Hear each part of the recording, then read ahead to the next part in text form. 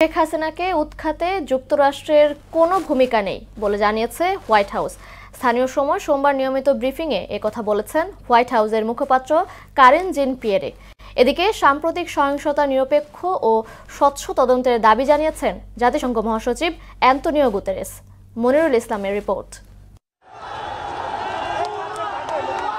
সরকার পতনের দাবিতে সারা দেশই ছিল উত্তাল। ছাত্র জনতার ব্যাপক তোপের মুখে প্রধানমন্ত্রীর পদ ছাড়তে বাধ্য হন শেখ হাসিনা।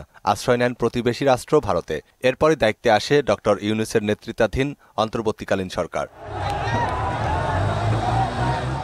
রাজনৈতিক এই পথপরিক্রমায় ক্ষমতাচ্যুত হওয়ার জন্য যুক্তরাষ্ট্রকে দায়ী করেন শেখ হাসিনা। তাকে উদ্বৃত্ত করে এমন তথ্য দেয় ভারতীয় গণমাধ্যম economics Times.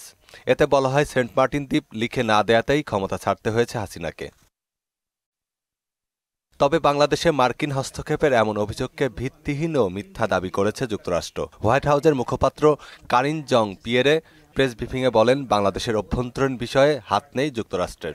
Any reports or rumors that the United States government was involved in these events is simply false.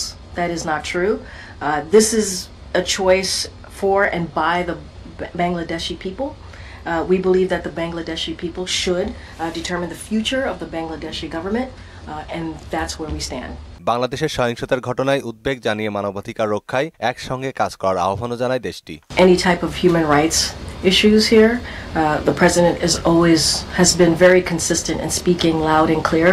এদিকে বাংলাদেশের সাম্প্রতিক সহিংসতার নিরপেক্ষ ও স্বচ্ছ তদন্ত চেয়েছে জাতিসংঘ। সোমবার জাতিসংঘ মহাসচিব অ্যান্তোনিও গুতেরেসের বরাত দিয়ে এ তথ্য জানান মহাসচিবের দপ্তরের উপমুখপাত্র ফারহান হক। The current transitional body, and we hope that there will be continue to be an open, inclusive process of government formation, and that there can be a quick timetable for the restoration of democratic. মানবাধিকারের প্রতি পূর্ণ সম্মান জানানোর পাশাপাশি বাংলাদেশের জনগণের প্রতি পূর্ণ সংহতি প্রকাশ করেন জাতিসংঘ মহাসচিব। মনিরুল ইসলাম, মোহনা সংবাদ।